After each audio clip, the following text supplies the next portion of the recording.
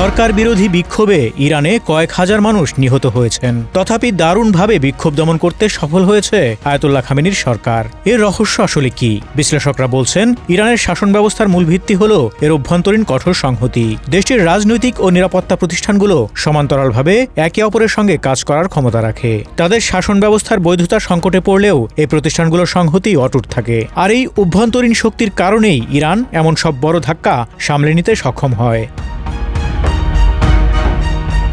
ইরানে জয় হাতছাড়া হয়ে যাওয়ায় এবার দেশটিতে নতুন নেতৃত্বের দাবি করেছেন যুক্তরাষ্ট্রের প্রেসিডেন্ট ডোনাল্ড ট্রাম্প। এর মাধ্যমে মূলত সুপ্রিম লিডার আয়াতুল্লাহ আলী খামেনিকে সরানোর ইঙ্গিত দিয়েছেন তিনি। সংবাদ মাধ্যমে দেয়া এক সাক্ষাৎকারে ট্রাম্প বলেন, ইরানে নতুন নেতৃত্ব খোঁজার সময় এসেছে। এছাড়া বিক্ষোভকারীদের কঠোরভাবে দমন করায় খামেনির সমালোচনা করেন ট্রাম্প। অন্যদিকে ইরান জুড়ে কয়েক সপ্তাহ ধরে চলা বিক্ষোভের সময় যে সহিংসতা ও হত্যাকাণ্ডের ঘটনা ঘটেছে তাতে যুক্তরাষ্ট্র ও ইসরায়েল সরাসরি জড়িত বলে অভিযোগ করেছেন দেশটির সর্বোচ্চ নেতা আয়াতুল্লাহ আলী খামেনি।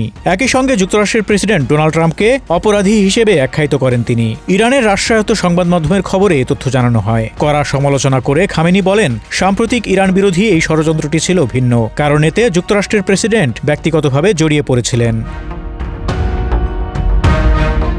ইরানে জয় পাওয়া ডোনাল্ড ট্রাম্পের মূল লক্ষ্য, তবে এই পথ সহজ হবে বলে মনে হয় না। বিশ্লেষকদের মতে টিকে থাকার লড়াইয়ে দৃঢ়তা দেখিয়ে চলেছে ইরান। তাই দেশটির আদর্শিক শাসন ব্যবস্থার বিরুদ্ধে যুক্তরাষ্ট্রের সামনে জয়ের কোনো সহজ পথ খোলা নেই। উপরন্তু ইরানের ওপর যে কোনো ধরনের হামলা হলে দেশটি এবার বড় ধরনের প্রতিশোধ নিতে পারে বলে আশঙ্কা তৈরি হয়েছে।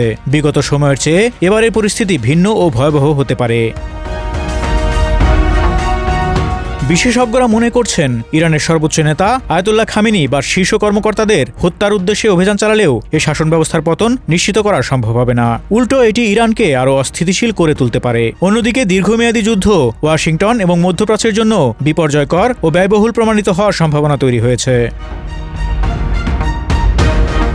চমকপ্রদ খবর হলো, গত সপ্তাহে ইরানে হামলা চালানোর জন্য প্রস্তুত ছিল যুক্তরাষ্ট্র।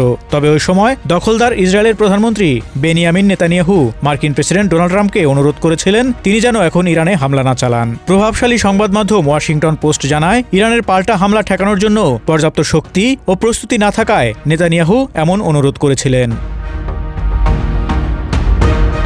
এদিকে ইরানের সাধারণ মানুষকে আবারও বিক্ষোভে নামার আহ্বান জানিয়েছিলেন শেষ শাহ শাসকের নির্বাসিত ছেলে রেজা পাহলভি। তবে তার এই আহ্বানে এবার সাড়া দেয়নি মানুষ। যুক্তরাষ্ট্রে বসবাসরত রেজা পাহলভি শনিবার থেকে সোমবার পর্যন্ত টানা বিক্ষোভের ডাক দেন, কিন্তু শনিবার সন্ধ্যার পর রাজধানী তেহরান সহ অন্যান্য জায়গায় কোনো বিক্ষোভ হয়নি। ফলে ইরানের ভেতর তার প্রভাবের বিষয়টি নিয়ে সন্দেহ আছে। কেউ কেউ তাকে সমর্থন জানালেও অনেকে চান না আবারও রাজতন্ত্র ফিরে আসুক। রেজা পাহলভির সর্বশেষ ডাকে সাধারণ মানুষের সাড়া না দেওয়ার বিষয়টি নির্দেশ করছে কঠোর দমননীতির কারণে বিক্ষোভকারীরা বিক্ষোভ থেকে সরে এসেছেন এবং ইরান সরকার সফলভাবে এটি দমন করেছে।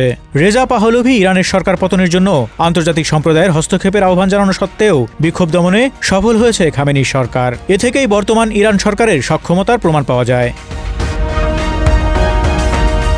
ইরানে বিক্ষোভের তীব্রতা আপাতত কিছুটা কমেছে, তবে বিশেষজ্ঞরা মনে করছেন সংকট এখনও কাটেনি এবং পরিস্থিতি দ্রুত পরিবর্তন হতে পারে। যে কোনো সময় বিক্ষোভের আগুন আবারও জ্বলে উঠতে পারে। অন্যদিকে ট্রাম্পও এখন পর্যন্ত সামরিক হস্তক্ষেপের পথ থেকে পুরোপুরি সরে আসেননি। তথাপি বিশেষজ্ঞদের মত, ইরানে ট্রাম্পের জন্য দ্রুত কোনো সামরিক বিজয় অর্জন করা প্রায় অসম্ভব। পরিস্থিতি বিশ্লেষণে দাঁড়ায়, বিক্ষোভ দমনের সফলতা ইরানের জন্য আপাতত একটি দুর্দান্ত বিজয়। Desk report, Dhaka express.